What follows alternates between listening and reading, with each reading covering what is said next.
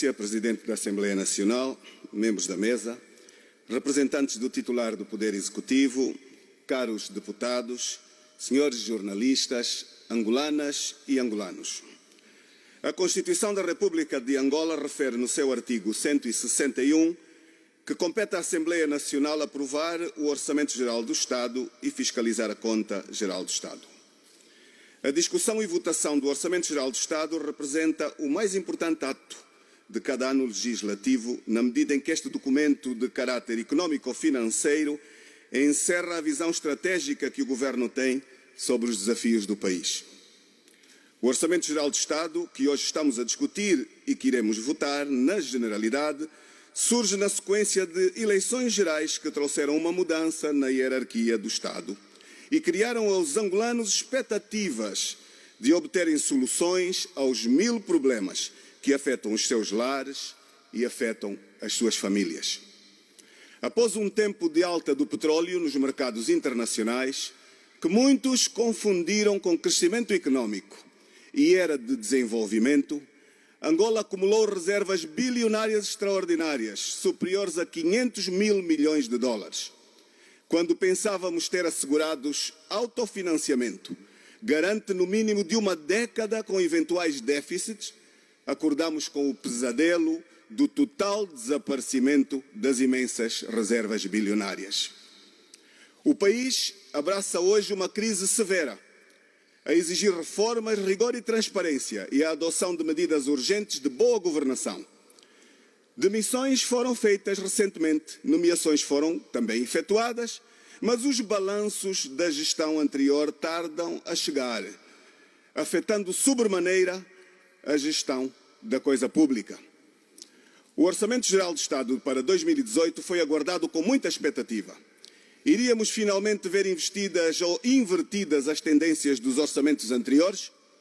Iria desta vez o Executivo trabalhar num modo mais inclusivo e, movido pela gravidade da crise que atinge o nosso país, iria dialogar mais com a sociedade e, por consequência, apresentar um Orçamento Geral de Estado corajoso, com evidentes indicadores de investimento no capital humano, um orçamento com forte incentivo ao investimento privado, garantindo o pagamento da dívida pública aos empresários angolanos totalmente descapitalizados, um Orçamento Geral de Estado com indicadores de transparência no setor empresarial público, um Orçamento Geral de Estado que elimine o financiamento público a falsas organizações de utilidade pública. A proposta orçamental de 2018 mantém a mesma estrutura que a dos orçamentos anteriores. O novo Presidente apresenta a sua primeira proposta de orçamento, que tivemos a oportunidade aqui de o ter. E esta mantém o status quo. A estrutura do orçamento em Angola mantém o mesmo padrão, com ligeiras alterações provocadas pelo aumento do peso da dívida em 63% face a 2017 e 2016. O tema central deste orçamento é indiscutivelmente a dívida pública. O que é que sobressai neste orçamento? Mais uma vez, os setores da educação e da saúde têm percentagens aquém da expectativa. Neste Orçamento Geral do Estado, o investimento no ensino secundário é superior ao do ensino primário. Um pouco estranho. A Casa Militar da Presidência da República tem 3 vezes o orçamento do Poder Judicial. Urge corrigir, porque o desafio direcionado às instituições de justiça é elevadíssimo. Há que criar a alta autoridade contra a corrupção, com capacidade de investigar, de se movimentar dentro e fora do país e poder agir sem ter de pedir autorização aos políticos. Se não o fizermos deste modo, o combate à corrupção não passará de um mero marketing político e afetará a credibilidade de quem promete a abertura política.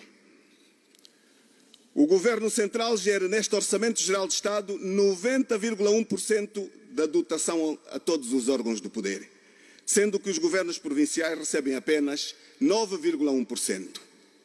A agricultura continua a receber abaixo de 1%, o que nos parece contrariar a necessidade da autossuficiência alimentar para reduzir as importações, objeto patente no relatório de fundamentação deste orçamento.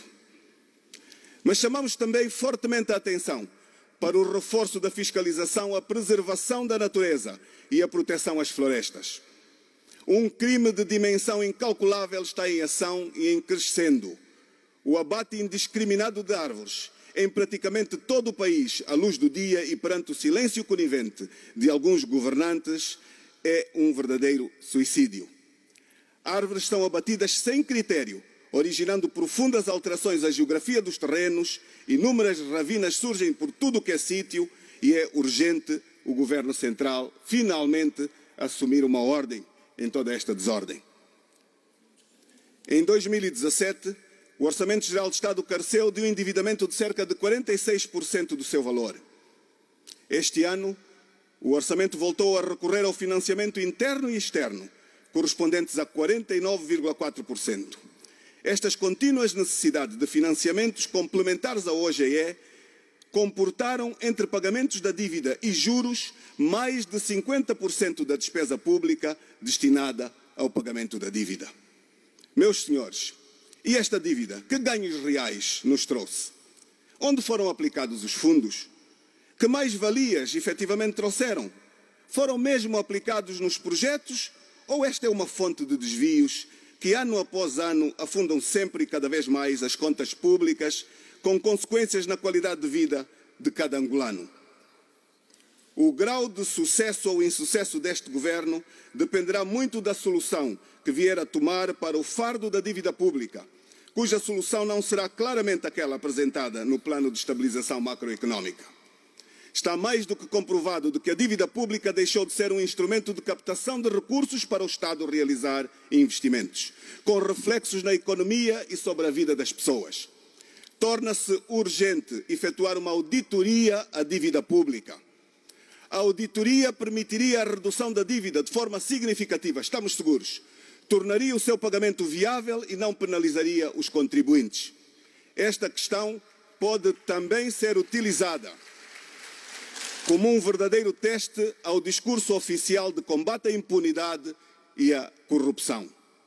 A dívida pública, sobretudo a de curto prazo, é a principal fonte de instabilidade macroeconómica do país e tem-se manifestado através da redução forte das reservas líquidas internacionais para honrar a dívida externa, na desvalorização do Kwanza, nos altos níveis de inflação, no aumento das taxas de juro, na diminuição do investimento privado, no enfraquecimento do setor não petrolífero e na contínua dependência ao setor petrolífero. A necessidade de o governo eliminar subsídios, aumentar impostos e taxas será maior. As pressões inflacionistas tenderão a ser maiores e a condição de vida da população tenderá sempre e sempre a degradar-se cada vez mais. Há um caso de estudo a nível internacional, o Equador. Solicitado uma auditoria à dívida, detectaram inúmeras irregularidades e ilegalidades que permitiram uma redução, caros companheiros, deputados, caros jornalistas angolanos, permitiram uma redução de cerca de 70% do valor anteriormente declarado. Por consequência, aquele país direcionou poupança aos setores sociais e produtivo, tendo triplicado nos anos seguintes, com ganhos imensos para as suas populações.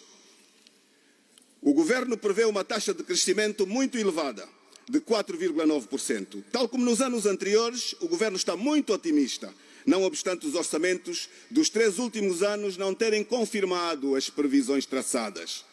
O PIB é a principal variável macroeconómica e é o principal determinante das expectativas de investimento dos empresários na economia, os nacionais e os estrangeiros.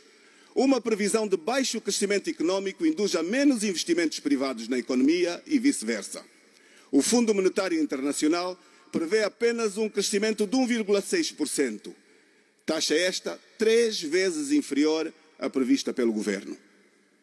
Um PIB sobreestimado distorce uma série de outras variáveis macroeconómicas. O OGE de 2018 não foi concebido para contrariar a atual condição de baixo crescimento económico que o país vive, e muito menos alinhado com os discursos oficiais sobre a diversificação da economia angolana. Para que a economia cresça de forma sustentável é necessário que se faça bem e que sejam feitos bons investimentos públicos. O montante de investimentos públicos previsto para 2018 está 69% abaixo dos níveis executados em 2014. Adicionalmente, a função económica, aquela que inclui programas para impulsionar o crescimento económico e a diversificação económica, viu o seu peso reduzido de 12% para 7,9%. Muito ao contrário daquilo que o Governo costuma dizer nos diversos relatórios da função dos OGEs, o setor social está longe de ser a prioridade do Governo. Nem tem sido a segunda, sequer. A decomposição que o Governo tem feito no seu relatório de fundamentação, que exclui a rúbrica mais importante, operações de dívida, não é a mais adequada. Assim, nós temos funções com a soberania, 20% da despesa. Setor social, 20%. Investimentos na economia, 8%. Serviço da dívida, 52%. Grosso modo, com os dados apresentados acima, vê-se que a prioridade não será promover o crescimento. Conforme já foi referido, o crescimento económico depende do quanto se investe na economia, despesas de capital. Face às necessidades da economia angolana, tanto do ponto de vista conjuntural como estrutural, seria desejável que a proposta do OGE servisse já de mecanismo para sinalizar um conjunto de reformas úteis para a economia, bem como um ajustamento gradual da mesma para as reais necessidades de diversificação económica e de superação dos problemas económicos emergentes.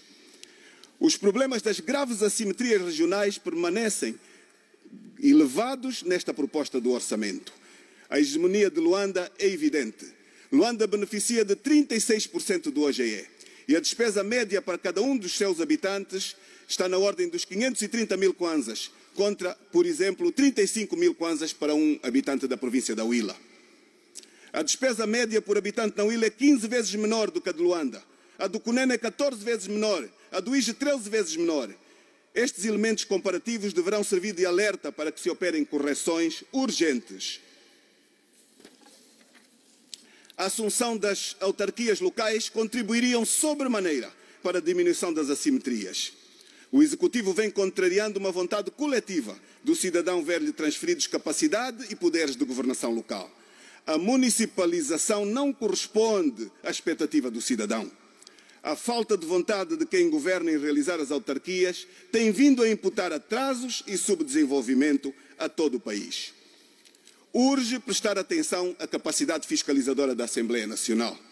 Por força do acórdão do Tribunal Constitucional, o Poder Legislativo continua diminuído. Só faz sentido aprovar quando se pode fiscalizar.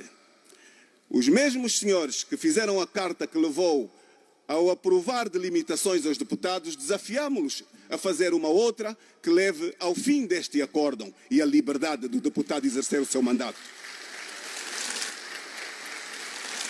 É neste aspecto que os discursos públicos não vêm confirmados na prática. Ouvimos o titular do Poder Executivo afirmar que um dos maiores problemas que o país tem chama-se impunidade. Será? Então, por que razão as comissões parlamentares de inquérito não avançam? O grupo parlamentar da UNITA solicitou a constituição de uma CPI ao Fundo Soberano. A demissão do anterior titular não foi acompanhada por um balanço. Balanço este que é necessário ao país, tais como são necessários balanços de outros setores, onde não se assiste a uma atitude de responsabilidade exigida e de balanços partilhados com o cidadão. Tendo o grupo parlamentar da UNITA remetido a esta mesma Assembleia um projeto de lei para regularizar os desvios ao património público e regular, nomeadamente, o repatriamento de capitais, surge-nos também com uma grande surpresa o retardar deste debate, quando podia muito bem ser um fundo de financiamento ao Orçamento Geral do Estado. Um orçamento deficitário. Não entendemos. A proposta do Orçamento Geral do Estado assume um aumento considerável da carga fiscal, que pode propiciar um desincentivo à atividade económica. Há também um peso excessivo sobre os trabalhadores, que veem dia a dia os seus salários perderem poder de compra. Nós vamos terminar apelando a que desta vez haja abertura para aceitarem propostas de melhoria ao OGE, remetido inicialmente, para que não fiquemos como no passado, com a impressão de que se veio aqui apenas para cumprir calendário. O país exige esta abertura. Muito obrigado.